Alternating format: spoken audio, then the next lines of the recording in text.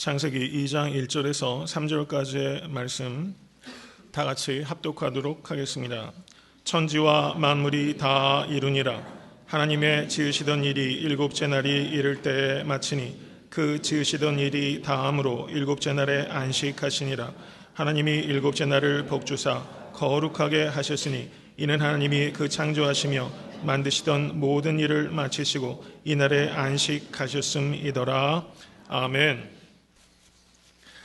오늘 설교의 그 제목을 보시면 안식일, 거룩의 리듬입니다. 제목이 안식일이라는 것은 안식 2와 3이 계속 이어질 것이다 라는 것을 의미하는 것입니다.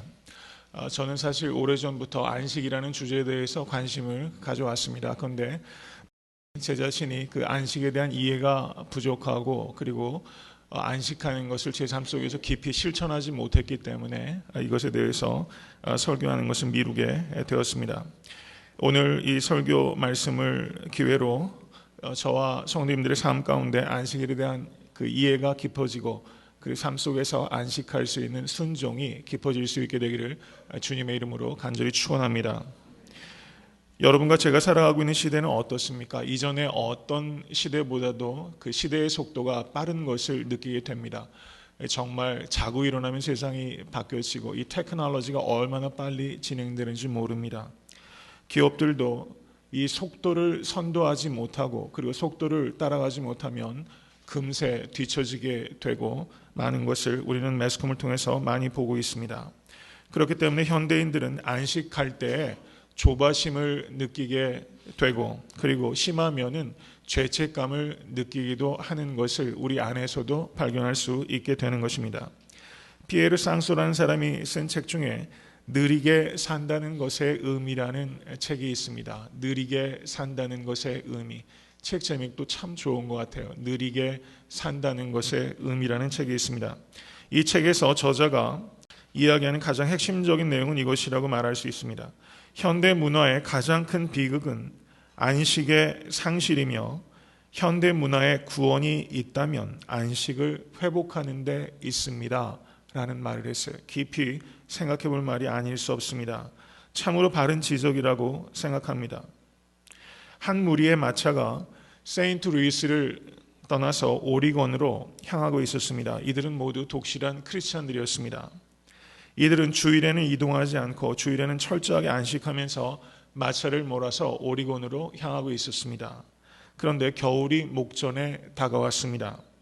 그래서 일부 사람들이 폭설이 내리기 전에 목적지에 도착하지 못할 수도 있다는 두려움에 빠지게 됩니다. 그래서 일부 사람들이 제안을 하게 됩니다. 이제는 주일에도 안식할 것이 아니라 주일에도 힘차게 마차를 몰아서 빨리 오리곤에 도착합시다 라고 말하던 사람이 생겼던 것입니다. 그래서 그 무리들이 둘로 나뉘게 됩니다. 한 사람들은 주일에도 철저하게 안식하면서 오리곤으로 향하자는 사람들이 있었고 또 한 사람은 이제 폭설이 다가올 수 있기 때문에 주일에도 말을 몰아서 빨리 오리곤에 도착하자는 사람들이 있었던 것입니다. 여러분, 이 두 부류의 사람들 중에서 목적지에 먼저 도착한 그룹은 어느 그룹이라고 생각하십니까? 주일에도 안식한 그룹이 오히려 목적지에 더 빨리 도착했다는 것입니다. 일주일에 한 번씩 6일 달리고 하루를 쉬었을 때 사람과 말도 적절한 휴식을 취하고 더 활기차고 더 빨리 목적지에 도달할 수 있었다는 것입니다. 성도님들께서는 어떤 마차를 타고서 오리곤을 향해서 달려오고 계십니까? 오늘 본문 말씀을 보시면 창조시에 하나님께서 안식일을 제정하신 것에 대해서 기록하고 있는 성경 전체에서 제일 첫 번째 나오는 본문이라고 할 수 있습니다. 천지와 만물의 창조를 하나님께서 다 마치신 후에 일곱째 날을 복주시고 거룩하게 하셨다고 성경은 기록하고 있습니다. 그리고 하나님께서 일곱째 날에 안식하셨습니다. 하나님께서 안식하셨다는 뜻은 어떤 의미이겠습니까? 하나님께서 안식하셨다는 의미는 안식일이 하나님 자신을 위해서 만드신 것이 아니라 인간을 위해서 만드셨다는 것을 기억하실 수 있게 되기를 바랍니다. 그래서 안식일을 인간에게 허락하신 것은 인간에게 무언 굴레를 씌우기 위해서가 아니라 인간에게 유익을 주시기 위해서 주신 하나님의 선물이라는 것을 우리는 기억해야 할 것입니다. 2장 3절의 말씀을 보시기 바랍니다. 하나님께서 일곱째 날을 복주시고 거룩하게 하셨으니 라고 말씀합니다. 일곱째 날을 복주시고 거룩하게 하셨습니다. 여기에서 일곱째 날을 하나님께서 하신 일은 두 가지라고 볼 수 있어요. 일곱째 날을 어떻게 하셨습니까? 복주시고 거룩하게 하셨어요. 도대체 날을 복준다는 의미가 어떤 것입니까? 우리가 생각할 때 오히려 6일 동안 노동을 했을 때 그 날들에게 복을 주시는 것이 아니라 안식한 일곱째 날에 하나님께서 복을 주셨다는 것은 매우 의미심장한 일이라고 할 수 있을 것입니다. 오히려 안식할 때 하나님께서 그 날에 복을 주셨어요. 이것은 믿음으로 받아들이실 수 있기를 간절히 바랍니다. 믿음의 안식인 것입니다. 그리고 하나님께서 더 특별한 것은 이 일곱째 날을 거룩하게 하셨다라고 말씀하고 있습니다. 거룩하게 하다라는 성경 원어가 히브리 말로 저를 한번 따라해 보십시오. 카도시. 카도시라는 단어가 사용되고 있어요. 참 아름다운 어감을 가지고 있는 말이라고 생각해요. 거룩하게 하다라는 말이 성경 전체에서 최초로 나오는 것이 바로 창세기 2장 3절의 말씀이에요. 하나님께서 우주와 역사 속에서 최초로 거룩하게 하신 대상이 바로 일곱째 날이라는 것입니다. 하나님께서는 시간을 거룩하게 하셨습니다. 하나님께서 일곱째 날을 거룩하게 하셨다는 것은 하나님께서는 시간의 거룩에 관심을 매우 쏟고 계시다는 것을 의미하는 것입니다. 이것을 한 종교학자는 매우 의미 있게 관찰했습니다. 이것은 우리가 믿는 종교가 공간의 종교가 아니라 시간의 종교라는 것을 의미하는 것이다. 이렇게 바르게 지적했어요. 공간의 종교가 아니라 시간의 종교입니다. 여러분 깊이 생각하셔야 돼요. 여러분 다른 모든 종교는 공간의 종교입니다. 어떤 장소가 거룩하다 이렇게 말해요. 그런데 우리가 믿는 하나님은 최초로 거룩하게 하신 것이 무엇입니까? 바로 시간을 거룩하게 하셨어요. 안식일을 지킨다는 의미가 주일에 교회에 온다는 것을 의미하는 것, 그것이 아닙니다. 교회라는 가시적인 장소에 오는 것이 안식일을 거룩하게 지키는 의미와 동일한 것은 아니라는 것을 우리는 깊이 생각해야 하는 것입니다. 우리의 생각은 말의 지배를 받습니다. 우리가 교회에 간다라고 말할 때 사실상 그 말은 적절한 말이 아니라는 것을 우리는 깊이 생각해야 되는 것입니다. 교회란 무엇입니까? 교회를 그리스 말로 에클레시아라고 말합니다. 에클레시아, 이 뜻은 부르심을 받은 사람들의 모임이라는 뜻입니다. 부르심을 받은 사람들의 모임. 그렇기 때문에 우리는 주일에 교회에 간다라는 우리가 별로 심각하게 생각하지 않고 가볍게 사용했던 그 표현의 의미를 사실상은 보다 정확하게 정의를 한다면 우리는 세상에 나아가서 교회가 되기 위해서 주일에 교회당에 나오는 사람입니다. 믿으십니까? 우리는 세상에 나아가서 교회가 되라고 하나님께서 주일에 교회당으로 우리를 불러주시는 거예요. 이 의미를 깊이 생각해야 됩니다. 그렇기 때문에 우리가 안식일을 지킨다는 의미는 교회당이라는 가시적인 건물에 오는 것이 아니라 안식일 전체를 예배당으로 삼으라라는 하나님의 가르침이라는 것입니다. 안식일 전체를 예배당으로 삼으라.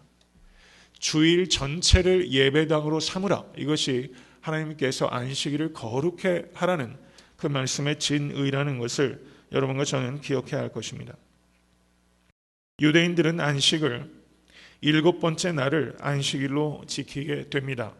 그런데 그리스도인들은 예수께서 부활하신 사건을 기념해서 한 주의 일곱 번째 날이 아니라 한 주의 첫 번째 날을 우리는 주일로, 주의 날로 지키게 되는 것입니다. 그래서 그리스도인들에게 안식일은 바로 일곱 번째 날이 아니라 주일이 안식일이 된 것입니다.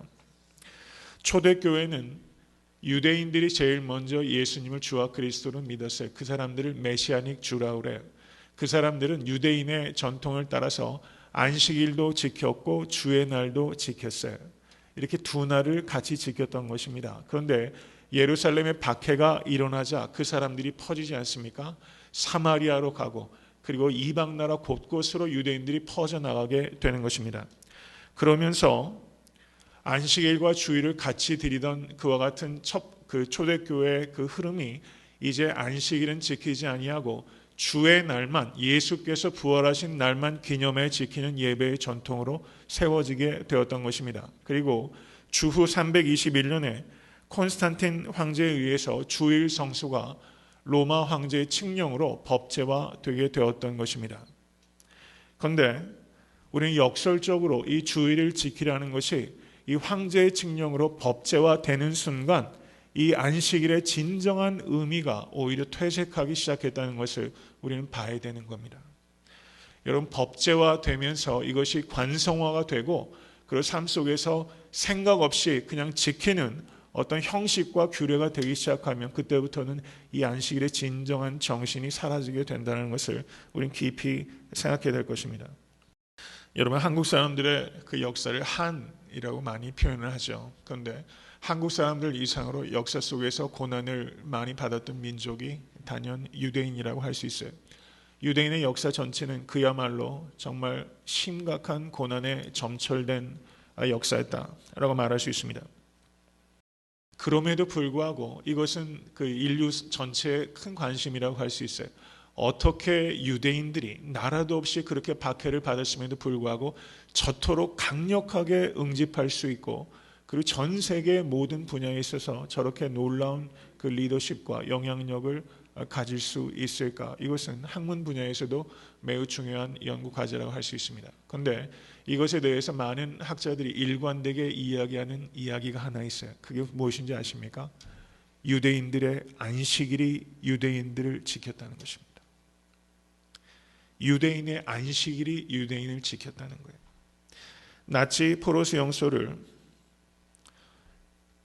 그 연합군들이 들어가서 유대인들이 그 남긴 유품들을 정리해 놓은 것들이 있습니다. 그런데 유대인들이 유품을 이렇게 보게 되면요, 유대인들이 집단 수용소에 갇혀 있을 때에도 나무 조각이나 천 조각 그리고 돌 조각 같은 것들을 정성껏 가공해서 그것을 안식일에 예배를 드리기 위한 거룩한, 조잡하겠죠, 거룩한 기물로 만들고 그리고 천 조각 같은 것을 만들어서 제사 드릴 때 기도하는 예복으로 그들이 만들었던 그런 유품들이 많이 남아 있다는 것입니다. 그들은 심각한 삶의 두려움 앞에서 안식일을 지킴으로 그 두려움을 맞서서 이겼던 것입니다. 한 유대인 어머니가 나치의 박해를 피해서 도망하는 아들에게 이 노모가 마지막으로 아들에게 당부한 말이 이것입니다. 얘야, 내가 유대인이라는 것을 절대 잊지 말아라. 안식일을 반드시 지키거라. 이것이 바로 이제 박해를 피해서 피신하는 이 유대인 아들에게 노모가 마지막으로 남겨진 말이었어요. 얘야, 내가 유대인이라는 것을 절대 잊지 말아라. 안식일을 지키거라. 유대인 수필가 중에 아카드 하함이라는 유대인이 있습니다. 이 사람이 이런 말을 그 책에 남기고 있습니다. 유대인이 안식일을 보존했다라기보다는 안식일이 유대인을 보존했다고 단언할 수 있으며 이것은 결코 과장이 아닙니다 라고 말을 했어요. 우리 그리스도인들의 정체성은 어디에 있습니까? 우리 그리스도인들의 정체성은 주일을 지키는 데 있는 것을 기억하실 수 있게 되기를 간절히 바랍니다. 이것이 그리스도인의 정체성이에요. 유대인들이 그 모진 박해 속에서도 안식일을 지킴으로 말미암아 사실상은 그들이 안식일을 지킨 것이 아니라 안식일이 그들을 지켰어요. 여러분, 그리스도인들의 삶의 많은 고난 속에서 우리를 지키는 것은 무엇입니까? 우리가 주일을 지킨다고 생각하지만 사실상은 주일이 그리스도인들을 지키는 것입니다. 이것을 깊이 생각하실 수 있기를 바랍니다. 이것은 결코 과장이 아니라는 것입니다. 유대인들이 안식일을 지키는 것보다 그리스도인들이 주일을 지키는 것은 하나님께서 창세기 2장 1절 3절에서 제정하신 안식일의 법에 보다 풍성하고 완전한 의미를 가지고 우리는 주의 날을 지키는 거예요. 유대인이 안식일을 지키는 것보다 우리는 훨씬 더 풍성하게 이 주일을 지킬 수 있게 된 것입니다. 믿으십니까? 그런데 어떻습니까? 제가 이 설교를 준비하면서도 참 부끄러움을 느꼈어요.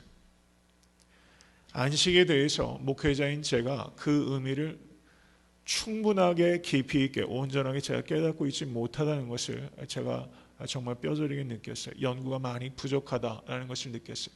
상식적인 수준에서 주의를 성수한다는 것에 머물러 있기 때문에 제가 목회자인 제가 그렇기 때문에 성도님들께 주의를 성수한다는 그 깊은 의미와 그 풍성한 열매를 제가 인도하지 못하고 있구나 하는 그런 회개를 할 수밖에 없었습니다. 그래서 제가 오늘 설교의 제목을 안식일이라고 하는 것은 제가 앞으로 이 문제에 대해서 보다 깊이 있게 연구하겠다는 그런 각오이고, 그리고 준비가 되었을 때 안식 2와 3을 성도님들께 설교하고자 하는 제 계획을 말씀드리는 것입니다. 여러분, 안식일을 지킬 때 유대인들의 문제는 항상 그런 것이었어요. 하나님께서 성경에 안식일을 지키라 라고 분명하게 말씀하신 것이 이 창세기를 시작해서 출애굽기, 신명기, 레위기 곳곳에 발견이 되면서 그 안식일의 규례가 발전하게 되는 것을 볼 수가 있어요. 그런데 유대인들에게 대해서 우리가 배워야 될 게 있습니다. 그들은 그 말씀을 삶 속에 어떻게 하셔든 실천하고자 했던 사람이에요. 우리가 유대인들을 여러분 얕잡아 보면 안 돼요. 유대인들은 어떻게 하셔든 그것을 실천하고자 했던 사람이에요. 그래서 주후 2세기경에 쓰여졌던 미시나라는 책을 보시면 거기에 한 섹션에 안식일에 해서는 안 되는 일들을 39가지를 기록하고 있어요. 그리고 후대에 그것을 더 발전시켜서 각각의 39가지를 그 각각의 항목에 대해서 6가지를 더 붙여서 그럼 39 곱하기 6을 하면 얼마가 됩니까? 암산 잘 하시는 분은 한번 해보세요. 거의 300개 가까울 정도의 안식일 규례를 만들었어요. 그 안식일 규례, 그 미시나라는 책에 나오는 안식일에 해서는 안 되는 일을 보면은 글씨 쓰는 일도 안식일에 하면은 안 돼요. 글씨 쓰는 일도 하면 안 돼요. 그것을 문자적으로 지키는 유대인들이 아직도 많아요. 제가 한 목사님의 설교를 통해서 제가 알게 된 것은 몇 분의 그 목사님들께서 지금 팔레스타인에 가셔서 예루살렘의 한 호텔에 가셨는데 그날이 안식일이었던 그 모양입니다. 그래서 호텔에서 음식을 시키는데 그 웨이트리스가 와서 그 음식 주문을 받는데 그 10명이 넘는 목사님께서 앉아 계셨던 모양이에요. 그래서 음식 주문을 받는데 이 웨이트리스가 어떻게 된 업무인지 쓰질 않고서 그것을 계속 듣는 것을 이렇게 외우고 있더라는 것입니다. 그러니까 목사님들이 보다가 여러분 음식 잘못 나올 가능성이 매우 높지 않습니까? 그래서 왜 그러냐 그랬더니 안식일에는 글을 쓸 수 없기 때문이라고 이야기를 했다는 거예요. 미시나에 나온 그것을 아직도 그대로 지키고 있어요. 그래서 목사님이 그러면 내가 적어주겠다 그랬더니 얼굴이 환한 빛으로 바뀌더니 그렇게 해달라고 했다는 거예요. 여러분 이게 유대인의 역설이에요. 자기는 안식일을 지키기 위해서 웨이트리스가 자기의 본분도 잘하지 않고 주문을 기록하지 않으면서 다른 사람은 안식일법을 어기며 글을 쓰도록 한다는 것이 이게 도대체 말이나 되는 것입니까? 이 미시나에 보면 안식일에는 불을 켜지 말라는 것도 있어요. 여러분 여기 아틀란타 유대인들은 어떻게 하는지 모르겠어요. 제가 뉴욕에 있을 때는요. 그 병원들이 그 유대인들이 경영하는 병원이 굉장히 많아요. 그러면 주일날 병원에 제가 신방할 일들이 있습니다. 그러면 건물이 높은 층이어도 주일날은요. 모든 층에 이 엘리베이터가 다 서요. 제가 누르건 안 누르건 상관이 없어요. 그냥 2층부터 꼭대기층 같이 매 층에 다 쓰는 겁니다. 엘리베이터를 누르는 것도 유대인들은 일이라고 생각하기 때문이에요. 여러분 이것이 얼마나 어리석은지 몰라요. 여러분 유대인들에게 있어서 이 어떻게 해서든 율법을 삶 속에 실천하려고 했던 것은 여러분과 제가 배워야 돼요.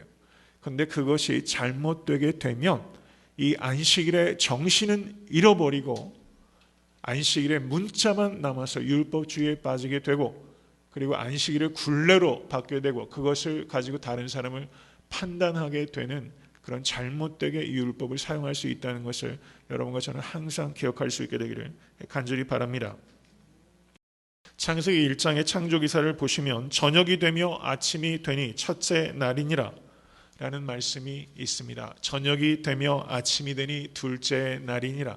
저녁이 되며 아침이 되니 여섯째 날이니라. 이런 말이 그런 표현이 몇 번 나오겠어요? 6번 나오고 있어요. 저녁이 되며 아침이 되니 몇째 날이니라. 유대인들은 이 성경의 관점에 따라서 시간을 이해합니다. 그래서 유대인들은 하루가 아침에서부터 밤까지라고 생각하지 않고 저녁에서부터 아침까지를 하루의 시간의 흐름이라고 이해했던 거예요. 이것은 매우 중요하고 의미가 있는 일이라고 생각합니다. 그래서 유대인들은 안식일을 지킨다고 했을 때 금요일 일몰부터 토요일 일몰까지를 안식일로 지킵니다. 그래서 금요일 날 오후 6시부터 토요일 날 오후 6시까지를 안식일로 지키게 되는 것입니다. 그런데 현대 개혁주의 유대인들은 금요일 6시부터 토요일 6시까지를 안식일로 지키는 것이 아니라 금요일 잠잘 때부터 토요일 잠들 때까지를 안식일로 지키는 사람들도 많이 있어요. 유진 피터슨이라는 사람을 성도님들께서 잘 아십니다. 이분은 이러한 유대인의 저녁부터 아침까지라는 시간 개념을 이렇게 표현합니다. 저를 한번 따라 하십시오. 은혜와 일의 리듬. 은혜와 일의 리듬이라고 말했어요. 저녁은 어떤 시간입니까? 사람이 활동하는 시간이 아닙니다. 그때는 누가 활동합니까? 하나님께서 일하시는 거예요. 인간의 도움이 없이 하나님께서 하루를 시작하시는 시간이 바로 저녁 시간입니다. 그리고 아침은 어떤 시간입니까?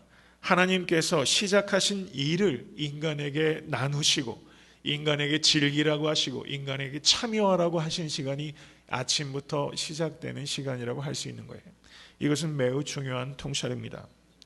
그래서 이 저녁을 은혜의 시간이라고 말하고 그리고 햇빛이 돋는 때를 일의 시간이라고 말해서 은혜와 일의 리듬이라는 것입니다. 이것이 하루의 전개의 시간이에요. 은혜와 일의 리듬. 이 리듬이 확장된 것이 한 주간이라고 할 수 있어요. 그래서 안식일, 은혜의 시간이고 나머지 평일은 일의 리듬을 가지고 은혜와 일의 리듬을 따라서 사람들이 살아갈 수 있도록 하나님께서 그렇게 질서 있게 지으신 것입니다. 믿으십니까? 그러나 주일날 안식할 수 없는 사람들이 있어요. 여러분, 목회자들은 주일날 일을 해요. 거룩한 일을 합니다. 간호사나 의사 같은 분들도 일요일, 주일날 같은 때 특별히 이렇게 일할 수밖에 없는 상황들도 계시고 성도님들께서도 주일날 이런저런 이유로 어쩔 수 없이 일할 수밖에 없는 상황들도 더러 계시는 것 같아요. 만약에 목회자와 같이 혹은 의사와 같이 주일날 일을 할 수밖에 없는 사람들은 어떻게 하는가? 그럴 경우에는 다른 날을 안식할 수 있도록 적어도 반드시 일주일에 6일은 일을 하고 하루는 쉬는 이런 리듬을 따라서 살라고 하나님께서 가르치고 계신 것입니다. 그래서 오늘 설교의 제목을 거룩의 리듬이라고 한 것입니다. 가령 저의 경우는 설교 말씀을 준비하면서 이렇게 안식하고자 하는 그런 결단을 하게 됐습니다. 주일 오후 6시부터 월요일 오후 6시까지 주일 저녁 잠들 때부터 월요일 저녁 잠들 때까지 안식하면 좋겠다 그런 생각을 했어요. 그런데 제가 화요일부터는 설교를 해야 되기 때문에 월요일 저녁부터는 제가 다시 책상으로 돌아가야 됩니다. 그래서 주일 저녁 6시부터 월요일 저녁 6시까지는 아무리 읽어야 될 것들이 많고 해야 될 일이 많아도 철저하게 안식하는 것을 제가 먼저 훈련해야겠다 이렇게 결단을 하게 됐습니다. 대부분의 성도님들께 가장 이상적으로 안식일을 지킨다면 저는 이렇게 제안할 수 있다고 생각합니다. 토요일 잠들 때부터 주일 잠들 때까지 안식하시는 성도님 되실 수 있게 되기를 간절히 축복합니다.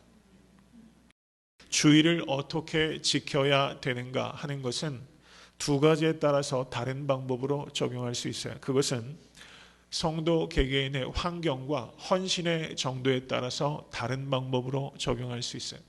환경이 다르고 헌신의 정도에 따라서 다릅니다.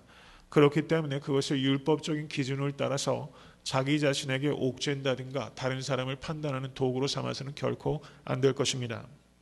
창세기 2장 2절과 3절을 보시면 하나님께서 2번 안식하셨다라고 말씀하고 있습니다. 여기서 안식하셨다라고 번역된 히브리 말이 여러분들 안식일을 영어로 뭐라고 그러죠? 세바스라고 그래요. 안식하셨다라고 했을 때 그때 그 번역된 히브리 말이 사바트입니다. 사바트. 사바트라는 히브리어인데 이 사바트라는 안식하셨다라는 이 말의 첫 번째 의미는 멈추다라는 뜻이 있습니다. 멈추다, 중단하다. 영어로 말하면 cease했다, 멈췄다, 혹은 stop했다. 이것이 안식하다는 첫 번째 의미라는 것입니다. 그래서 저는 이 안식하다는 의미를 오늘 말씀을 통해서 두 가지의 멈춤으로 성도님들께 말씀을 드리고자 합니다. 마르나 던이라는 여성 신학자가 있습니다. 이 사람이 쓴 책 중에 안식이라는 책이 있는데 그 책에서 이 마르나 던은 7가지로 이 그침, 그분은 그침이라고 표현해요. 그침, 7가지로 그침에 대해서 세분해서 말씀을 드리고 있어요. 저는 이것을 집약해서 두 가지의 멈춤이라고 말씀을 드리고자 합니다. 하나는 일을 멈추는 데 있습니다. 안식일을 지킨다는 것은 일을 그친다는 의미입니다. 우리가 평일과 주일이 구별이 되는 것은 여러분 평일과 주일을 똑같이 지내게 되면 우리는 단조로움 가운데 빠지게 되는 거예요. 주일 역시 똑같은 리듬으로 살게 되는 것입니다. 그래서 우리는 주일에 일을 멈춤으로 말미암아 우리의 삶은 다채로워지는 것입니다.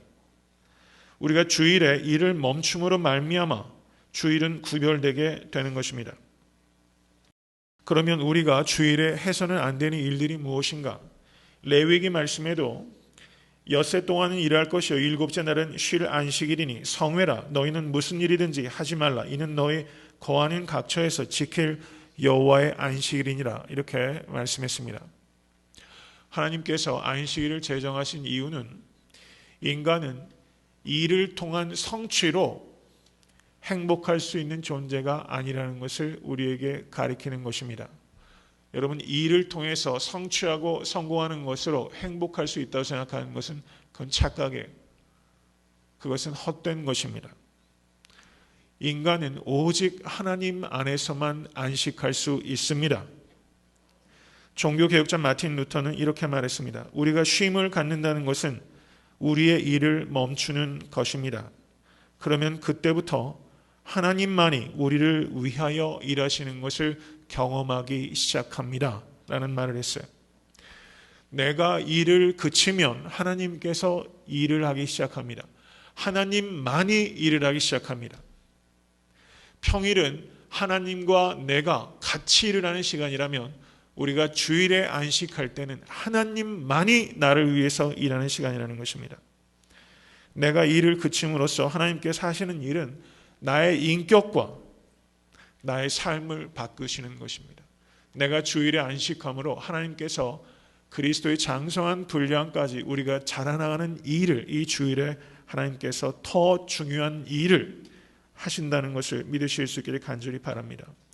신명기 7장 7절 이하는 이렇게 말씀합니다. 여호와께서 너희를 기뻐하시고 너희를 택하심은 너희가 다른 민족보다 수요가 많은 연고가 아니라 너희는 모든 민족 중에 뭡니까? 작으니라 라고 말했어요. 수요가 많은 연고로 하나님께서 여러분과 저를 택한 것이 아니라 너희가 모든 민족 중에 오히려 작다라고 말씀하셨어요. 하나님께서 여러분과 저를 택한 이유는 우리가 일을 잘해서 택한 것이 아니라 하나님께서 미리 우리를 사랑하셨기 때문에 그것이 유일한 이유요 유일한 원인이라는 것을 믿으실 수 있게 간절히 바랍니다. 이사야서 43장 4절은 잘 아시는 말씀입니다. 이렇게 말씀합니다. 내가 너를 보배롭고 존귀하게 여기고 너를 사랑하였은즉 믿으십니까? 너를 사랑하였은즉 이렇게 말씀하세요. 그리고 너는 두려워 말라. 내가 너를 구속하였고 내가 너를 지명하여 불렀나니 너는 내 것이라. 주님께서 말씀하셨습니다. 믿으십니까? 왜 우리를 지명하여 불렀어요? 우리가 일을 잘해서요? 우리가 효율적이기 때문에요? 그렇지 않다는 거예요. 하나님께서 우리가 아무 일도 하지 않았을 때 하나님께서 우리를 미리 사랑하셨어요. 그래서 우리를 불러주셨어요. 우리가 안식일을 지킨다는 의미는 무엇입니까? 그것은 우리의 택함 받은 것이 나의 일 때문에 있는 것이 아니라 전적으로 하나님께서 나를 사랑하셨기 때문이라는 것을 묵상하고 그것을 예배하는 데 있다는 것입니다. 이것을 기억하실 수 있게 간절히 바랍니다. 내가 사랑받는 이유는 나의 일 때문이 아니라 나의 존재 때문에 하나님께서 사랑하시는 거예요. 여러분, 한국의 젊은이들이 이제 취업 때문에 난리예요. 미국도 직장에 취직하기가 쉽지 않습니다. 그때 한국에 보면요, 대기업들이 소위 말해서 어느 지방 출신이냐, 뭐 어느 대학을 나왔느냐, 심지어 그런 거 묻지 않는 이런 면접할 때 그런 게 조금 이제 유행인 것 같아요. 그런데 역설적으로 그렇게 그 사람의 스펙을 안 보려고 하면서도 꼭 하는 질문이 있다는 거예요. 아버지 무슨 일 하시냐? 꼭 이렇게 묻는데요. 아버지 무슨 일 하시냐? 여러분, 우리가 이렇게 물을 때가 많아요. 경우에 따라서 무슨 일을 하는지 알아야 될 필요가 있을 때가 있어요. 그런데 우리의 문제는요, 무슨 일 하느냐가 바로 그 사람이 어떤 사람이냐를 결정하는 것처럼 우리가 생각할 때가 많이 있다는 거예요. 무슨 일 하느냐. 그 사람이 무슨 일 하느냐를 뛰어넘어서 심지어 부모님이 무슨 일 하느냐라는 것을 묻는 것이 아직도 남아있는 대기업의 면접의 관행이라는 것입니다. 우리가 안식일을 지킨다는 것은 우리가 무슨 일 하기 때문에 택함받지 않았다는 것을 우리에게 기억시키는 것이 안식일이에요. 그렇기 때문에 안식일을 지키는 성도는 이 안식일의 의미를 다른 사람에게 적용하게 됩니다. 그래서 우리가 다른 사람들을 볼 때 그 사람을 무슨 일을 하기 때문에 가치 있는 사람이고 무슨 일을 하기 때문에 가치가 덜한 사람으로 판단하는 것을 우리는 포기한다는 의미가 있는 거예요. 그래서 하나님께서 우리를 택하심이 우리가 무슨 일을 얼마나 효과적으로 하기 때문에 있는 것이 아니라 하나님의 전적인 사랑 때문에 우리는 소중한 존재입니다. 믿으십니까? 우리가 무슨 일을 하기 때문에 가치 있는 사람이 아니라 하나님께서 우리를 사랑하시기 때문에 오직 그 한 이유 때문에 우리는 소중한 존재예요. 그래서 안식일에 우리는 다른 성도들을 바라볼 때 그리고 이웃들을 바라볼 때 그러한 관점에서 바라보는 것을 훈련하는 날이 바로 안식이라는 것을 우리는 깊이 생각해내는 것입니다. 안식일에 그래서 우리는 일에 집중하지 않고 사람에 집중하는 것을 배우게 되는 것입니다. 효율성에 집중하지 않고 관계성에 집중하는 날이 바로 안식일이에요.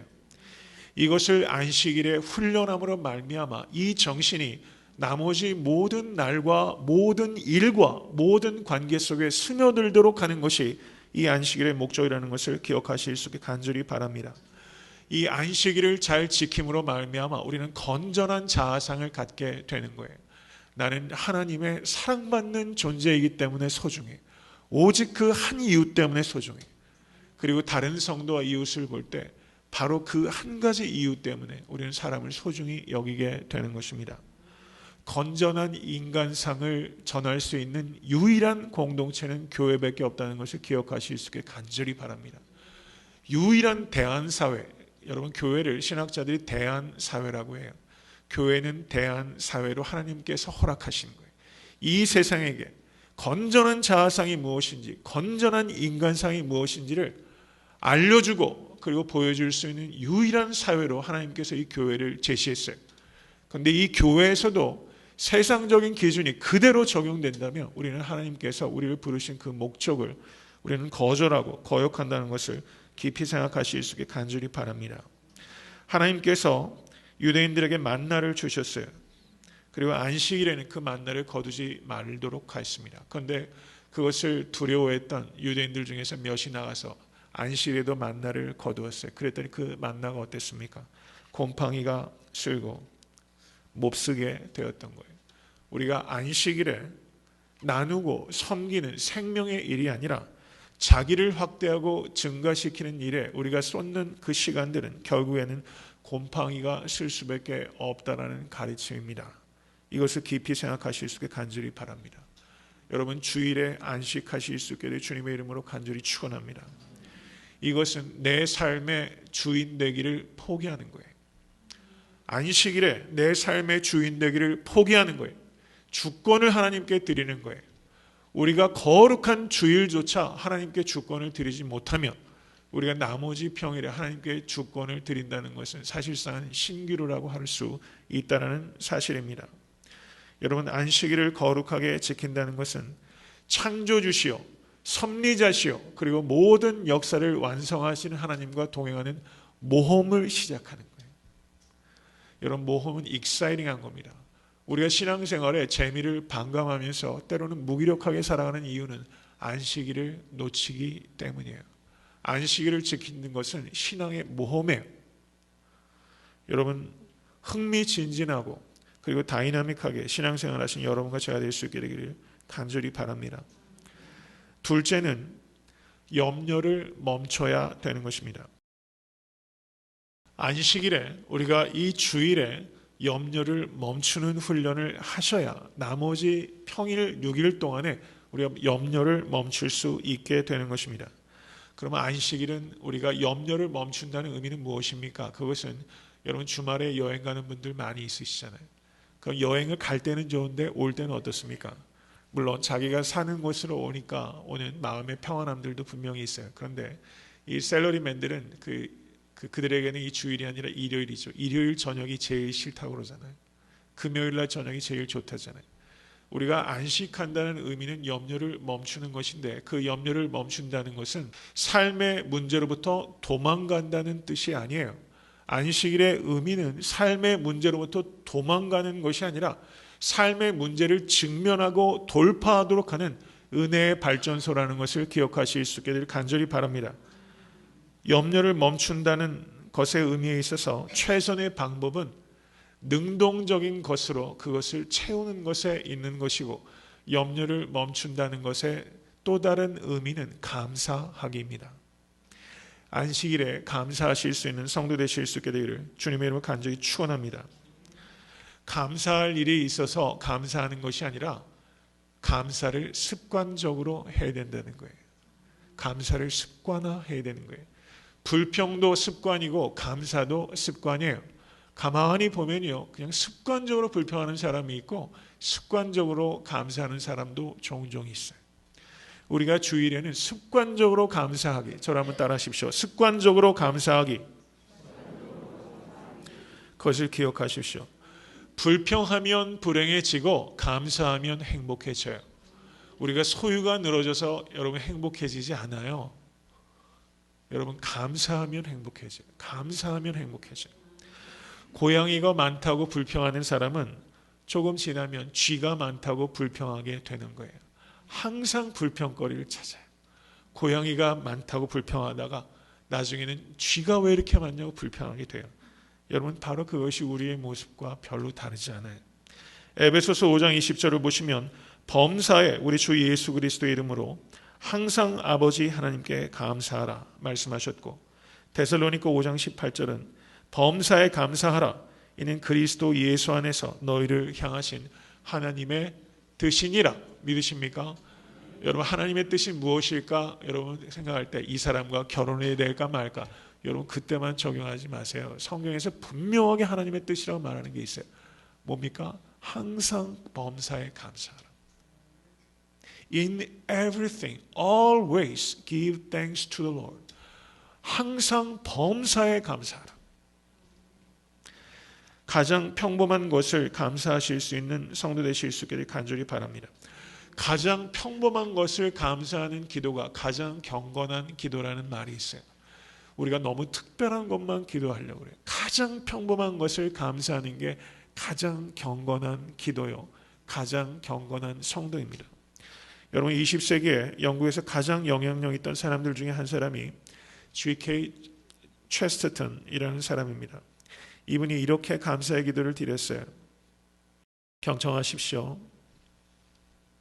당신께서는 식사 전에 감사 기도를 드리십니다. 물론 좋은 일입니다. 그러나 저는 연극과 오페라를 보기 전에도 감사 기도를 드리고 연주회와 판토마임 전에도 감사 기도를 드리며 책을 읽기 전에도 스케치를 하거나 그림을 그리기 전에도 수영과 펜싱과 복싱과 산책과 연극을 하거나 춤을 추기 전에도 감사 기도를 드립니다. 그리고 펜에 잉크를 묻히기 전에도 감사 기도를 드립니다. 이렇게 말했어요. 이분 굉장히 고상하게 사셨네요. 펜싱도 하시고 여기서 이 내용은 뭐예요? 삶의 일상 속에서 저는 제일 마음에 와닿는 게 펜에 잉크를 묻히기 전에도 감사 기도를 드린다는 이 말이 굉장히 마음에 와 닿았어요. 책을 읽기 전에도 감사 기도를 드린다. 여러분, 가장 평범하게 우리가 누리는 많은 것들이 있잖아요. 그때 감사 기도를 드리실 수 있는 여러분과 제가 될 수 있기를 간절히 바랍니다. 이 연습을 하는 가장 좋은 날이 언제예요? 이 주일에 이것을 우리가 연습하는 거예요.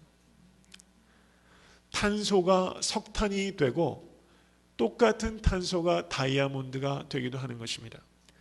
불평 때문에 석탄이 되어버리는 사람도 있고 감사 때문에 다이아몬드 같이 보배가 되는 사람도 있어요. 여러분, 주일에는 우리가 해서는 안 되는 일이 그러므로 뭡니까? 주일에는 불평이 해서는 안 돼요. 주일은 감사만 하는 날이다. 이것을 꼭 기억하실 수 있기를 간절히 바랍니다. 주일에 감사함으로 평일에 감사하시는 사랑하는 성도 되실 수 있게 간절히 바랍니다. 여러분, 어제도 제가 잠깐 산책하면서 이렇게 미국 집을 보다가 미국 그 현관에 보면 이렇게 그 흔들 의자가 이렇게 나와 있는 그런 집들이 가끔 보여요. 그리고 오래된 집들을 보면은 거기에 그네가 이렇게 달려 있는 집들도 보여요.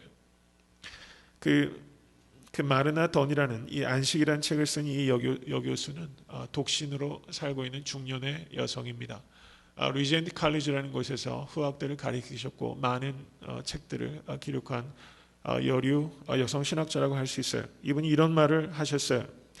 제가 그 내용들을 축약해서 말씀을 드리는 것입니다. 부모의 팔에 안겨 안전하고 즐겁게 안겨 있는 아이들을 종종 보게 됩니다. 나는 그런 포옹을 경험할 곳이 없습니다. 괜찮아, 괜찮아, 다 잘 될 거야 하는 말을 저도 듣고 싶을 때가 자주 있습니다. 나의 싸움을 내가 홀로 싸워야 한다고 느낄 때마다 누군가의 무릎에 기어올라 편히 쉴 수 있으면 얼마나 좋을까라는 생각을 하곤 합니다.